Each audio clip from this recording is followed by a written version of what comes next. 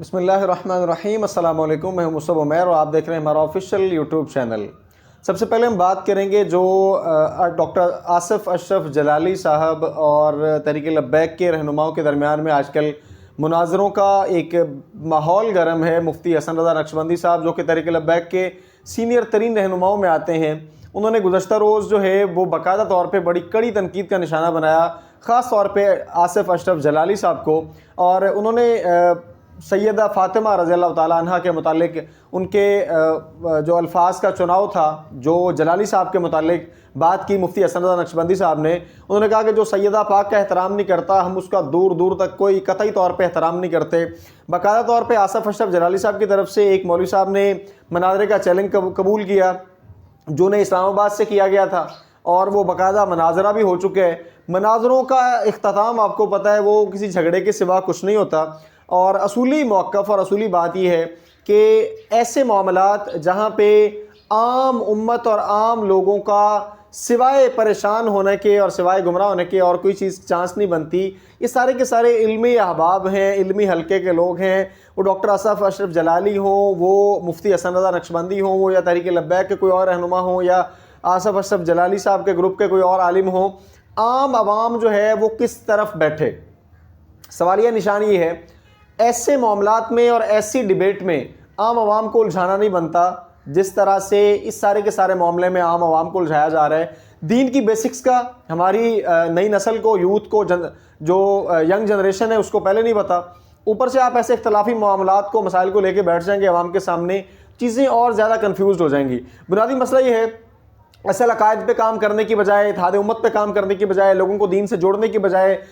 رسول اللہ صلی اللہ علیہ وسلم کی زندگی سے جوڑنے کی بجائے، اہل بیت سے جوڑنے کی بجائے، صحابہ کرام کی زندگی سے جوڑنے کی بجائے، انہیں توڑنے اور کاٹنے کے لیے جو یہودی لابیز چل رہی ہیں، جو نصارہ کا پلان تھا، جو عیسائیوں کا پلان تھا، ہم کہیں نہ کہیں اس کا اعلی کار تو نہیں بن رہے۔ یہ دیکھنا اور سوچنا ہے کہ جس وقت امت انتشار کا شکار ہو، ٹوٹ پھوٹ کا شکار ہو، ایسے فتنے اور زیادہ جنم لینا شروع کر دیتے ہیں۔ اب میرا ان فتنوں سے مراد، اس لڑائی جھگڑے کو میں فتنہ قرار دے رہا ہوں، کسی عالم کی طرف میرا کوئی اشارہ قطعی طور پہ ایسا نہیں ہے کہ میں کسی کو غلط کہہ رہا ہوں۔ ظاہری بات ہے علماء ہیں، اپنے معاملات کو لے کے چل رہے ہیں، لیکن اصولی بات یہ ہے، کہیں نہ کہیں جو میری سمجھ میں آتا ہے، میرا تجزیہ یہ ہے، ان علماء کو یہ آن ایئر آنے کی بجائے، سب کے سامنے اس طرح کی چیزیں ایکسپلور کرنے کی بجائے، کھولنے کی بجائے، چاہیے تھا کہ یہ بیک ڈور خود آپس میں رابطہ کرتے، اس طرح کی علمی گفتگو آمنے سامنے ہو جاتی، تاکہ عام عوام تک اس طرح کے منفی تاثرات نہ جاتے جو اب موجودہ سینیریو میں جا رہے ہیں۔ اس سارے سینیریو میں جو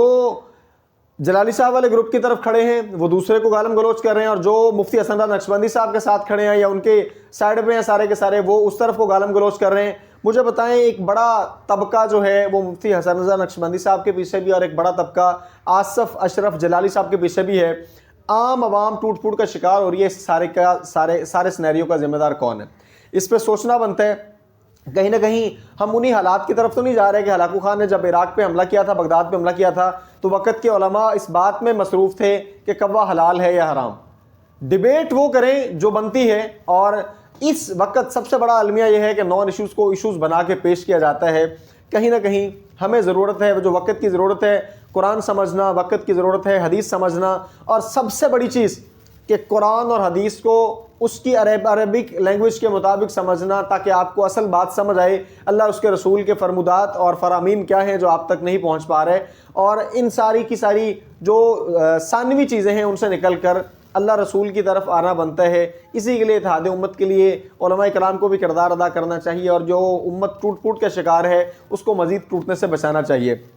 دوسرا اگر بات کی جائے تو خان صاحب کی رہائی کے حوالے سے کل بھی ایک پریس کانفرنس کی، باقاعدہ طور پہ ان کی جو بہن ہے انہوں نے باقاعدہ طور پہ یہ کلیم کیا، علیمہ خان صاحبہ نے، کہ خان صاحب جو ہے بالکل بھی نہ ڈیل کے لیے تیار ہیں اور نہ جھکنے کے لیے تیار ہیں، اور نہ ہی وہ یہ چاہتے ہیں کہ ان کو باقاعدہ طور پہ اڈیالہ جیل سے رہا کر کے بھیج دیا جائے ان کی اپنی رہائش گاہ بنی گالہ پہ، بلکہ وہ کہتے ہیں کہ میں سارے کے سارے مقدمات کو اب تک جو فیس کر رہا ہوں اور آئندہ بھی فیس کروں گا، اور مقدمات سے مکمل طور پر رہائی کے بعد ہی میں اپنے رہائش گاہ بنی گالہ جاؤں گا، اس سے پہلے میں جانا پسند نہیں کرتا۔ باقی مذاکرات اس سے پہلے ایک دور پہلے گزر چکا ہے اور اب دوسرا دور جاری ہے، اور اس میں گورنمنٹ کی کمیٹی جو بنائی گئی ہے اس میں بھی نمائندگی باقاعدہ طور پہ طے کر دی گئی ہے، اور جو پی ٹی آئی کی مذاکراتی ٹیم ہے اس میں بھی حامد رضا خان صاحب جو ہے وہ نمائندگی کر رہے ہیں، اور باقی جو ہے دیکھیں اونٹ کس کروٹ بیٹھتا ہے۔ اس وقت سب سے بڑی اور اہم پیش رفت یہ ہے، اندر کی خبر ایک یہ بھی پہنچ رہی ہے کہیں نہ کہیں کہ خان صاحب کا جو ہے ملاقات کا ارادہ مولانا فضل الرحمان صاحب سے، مولانا فضل الرحمان صاحب تک یہ پیغام پہنچایا گیا ہے، اور کوئی 2 دفعہ ملاقات ہو چکی ہے اسد کیسر صاحب کی پی ٹی آئی کی طرف سے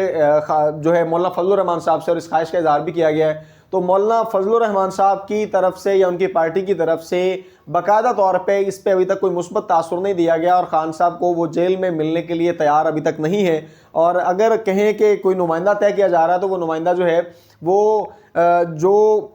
باقاعدہ طور پہ مولانا فضل الرحمان صاحب کی پارٹی کی طرف سے طے کیا جا رہا ہے وہ نور عالم خان ہے، اور نور عالم خان جو ہے وہ پرانا سابقہ پی ٹی آئی کا بندہ ہے، اور اس سے زیادہ نمک چھڑکنے والی بات کیوں نہیں ہو سکتی۔ خان صاحب نے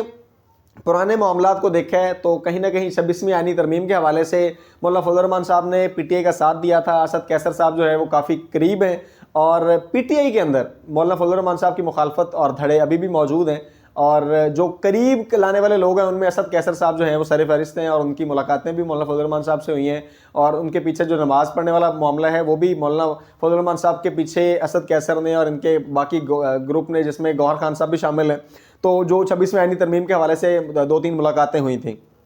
اب مولانا فضل الرحمان صاحب سے ملاقات کے لیے خان صاحب جو ہیں وہ منتظر ہیں، لیکن مولانا فضل الرحمان صاحب ملاقات ابھی تک نہیں کر رہے ہیں، اور آئندہ آنے والے دنوں میں دیکھیں اس میں مزید کوئی پیش رفت ہو سکتی ہے، اور دیکھیں یہ ملاقات کب تک ممکن ہوتی ہے، اور اس ملاقات کے نتیجے میں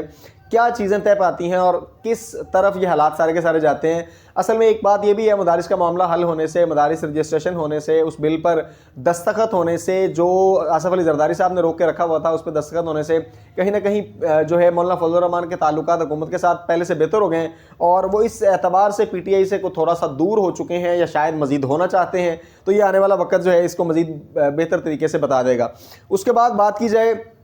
تو عمران خان صاحب نے اپنے ایکس اکاؤنٹ سے یعنی ٹویٹر اکاؤنٹ سے باقاعدہ طور پہ ایک لمبی پوسٹ کی ہے، اور جس میں انہوں نے کہا کہ معاشی بدحالی کی بنیادی طور پہ 4 وجوہات ہیں، جن میں سب سے پہلے انہوں نے ڈیفائن کیا کہ ملک میں جو قانون کی بالادستی ہے اس کا خاتمہ ہو چکا ہے، جو لا اینڈ آرڈر ہے اس کا بیڑا غرق ہو چکا ہے، اور سب سے زیادہ افسوس کا اظہار خان صاحب نے اس بات پہ کیا ہے کہ جو آئینی عدالتیں ہیں ان کا کام انصاف فراہم کرنا ہے، اور جب وہ آئینی عدالتیں سویلینز کے کیس اٹھا کے ملٹری عدالتوں میں دینا شروع کر دیں گے تو اس سے زیادہ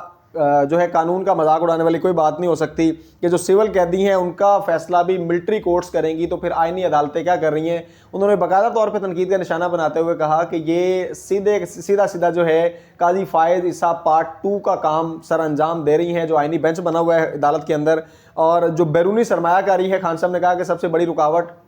اس کے راستے میں یہی ملک میں کے اندر جو قانون کی حکمرانی کو ختم کیا جا رہا ہے، یہ سب سے زیادہ بیرونی سرمایہ کاروں کو روکنے کا سبب بن رہا ہے۔ لوگ آپ کے قریب نہیں آتے جب آپ کے ملک میں قانون نام کی چیز کوئی نہیں ہوتی، لوگ آپ کے قریب نہیں آتے جب آپ کے ملک میں رہنے والوں کو انصاف کا ملنا دشوار ہو جائے، لوگ آپ کے قریب نہیں آتے جب آپ کے اپنے ملک میں رہنے والے لوگوں کے ساتھ ناانصافی اور ظلم کی داستانیں رقم ہو رہی ہوں۔ یہ پہلی وجہ بتائی خان صاحب نے۔ دوسرے نمبر پہ انہوں نے کہا کہ انٹرنیٹ کی جو بندش ہے یہ اس ملک کی معاشی بدحالی کا دوسرا بڑا سبب اور دوسری بڑی وجہ ہے۔ انٹرنیٹ کی بندش کی وجہ سے آئی ٹی کا پورا جو ہے پوری فیلڈ تباہ ہو چکی ہے۔ بہت سارے لوگ جو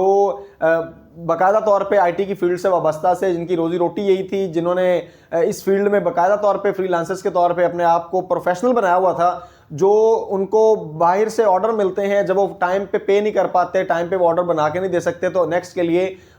وہ جو کسٹمرز ہیں وہ ہمیشہ کے لیے پاکستانی لوگوں سے کام لینا بند کر دیتے ہیں، جس کی وجہ سے آئی ٹی کی فیلڈ میں بڑا نقصان ہوا ہے۔ لوگ آئی ٹی کی طرف جا رہے ہیں۔ آئی ٹی ڈیولپمنٹ دنیا میں کہاں سے کہاں پہنچ چکی ہے۔ آپ کا پڑوسی ملک بھارت، اس میں دنیا کی ٹاپ جو کمپنیز ہیں وہاں پہ آئی ٹی اسپیشلسٹ جو اگر سی اوز بیٹھے ہیں تو وہ کہیں نہ کہیں انڈیا کے میکسیمم ہے پوری دنیا کے اندر، اور آئی ٹی میں وہ کہاں سے کہاں پہنچ چکے ہیں۔ ہماری گورنمنٹ جو ہے وہ انٹرنیٹ کو بند کر کے صرف ایک پی ٹی آئی کو دفن کرنے کے چکر میں ہے، جو کہ پھر بھی اس میں ناکام ہو رہی ہے۔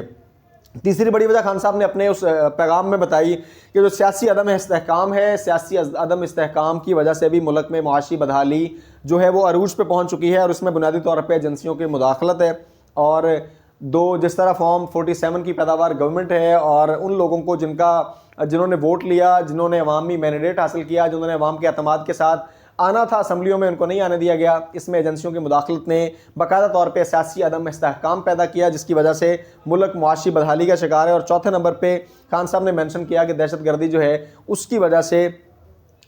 ملک جو ہے وہ معاشی طور پہ بدحالی کا شکار ہے. دہشت گردی کے لیے خان صاحب کی اسٹیٹمنٹ بالکل کلیئر تھی کہ ملٹری آپریشن جو ہے وہ کسی بھی مسئلے کا حل نہیں ہے. باقاعدہ طور پہ یہ بات ان کو پہلے بھی کئی دفعہ ریکویسٹ ہو چکی, اور جب پہلے بھی انہوں نے تحریک طالبان جو پاکستان جو ہے ان کو ان کی آبادکاری کے حوالے سے باجوہ کے دور میں باتیں کی تھیں تو کہا کہ ہمارے کچھ لوگوں نے اس کی بالکل مخالفت کی تھی. اس کے باوجود ملک کے اندر دہشت گردی جگہ جگہ پہ جو کچھ ہو رہا ہے وہ سب کے سامنے ہے. اور سب سے ابتر صورتحال یہ ہے کہ پارا چنار کی طرف پھر بھی ابھی تک بھی کوئی توجہ نہیں دے رہا اور کسی کا دھیان ابھی تک وہاں پہ نہیں ہے. صوبائی حکومت جو ہے وہ وفاق کو الزام دینے پہ ہے اور وفاق جو ہے صوبائی حکومت کو, اور ان دونوں کی کھینچا تانی کے اندر 128 بچوں سمیت 200 افراد جو ہے اب تک دوائیوں کی عدم دستیابی کی وجہ سے ہلاک ہو چکے ہیں. اور سوچنا بنتا ہے کہ وہ علاقہ جو ہے اس کے مقیم اور اس کے باسی اس کے رہنے والے لوگ جو ہیں ان کا بنیادی طور پہ قصور کیا ہے. اور اگر کوئی بیرون ممالک میں اس پارا چنار علاقے کے لوگ تھے وہ اپنے علاقے کو واپس آ رہے ہوں تو ان کو جو ہے دن دہاڑے بھون دیا جاتا ہے, تو پارا چنار میں رہنے والوں کا آخر قصور کیا ہے؟ ملک کے اندر احتجاجوں کا سلسلہ وسیع تر ہوتا جا رہا ہے. کراچی کے اندر باقاعدہ طور پہ جو ہے راہ حق پارٹی کی طرف سے احتجاجوں کا اعلان کر دیا گیا. 60 مقامات پر ان کی فہرست جاری کر دی گئی مولانا اورنگزیب فاروقی کی طرف سے اور مولانا احمد الدھیانوی کی طرف سے. آنے والے حالات مزید ابتر ہوتے جا رہے ہیں اور مزید بگڑتے چلے جا رہے ہیں. اور آخر میں آپ کو اس خبر کے ساتھ بات کو ختم کروں گا کہ خان صاحب کے ساتھ مذاکرات جو چل رہے ہیں اس میں ایک بڑے تگڑے بندے کی یہ خبر ہے کہ انہوں نے بتایا ہے کہ خان صاحب سے باقاعدہ طور پہ آج کل حکومت جو ہے وہ NRO مانگ رہی ہے اور خان صاحب اس پہ انکار کر رہے ہیں. دیکھیں آنے والے حالات مزید کس طرف جاتے ہیں. اپنا بہت سارا خیال رکھیے گا. آئندہ ملیں گے انشاءاللہ ایک نئی ویڈیو کے ساتھ. تب تک کے لیے السلام علیکم.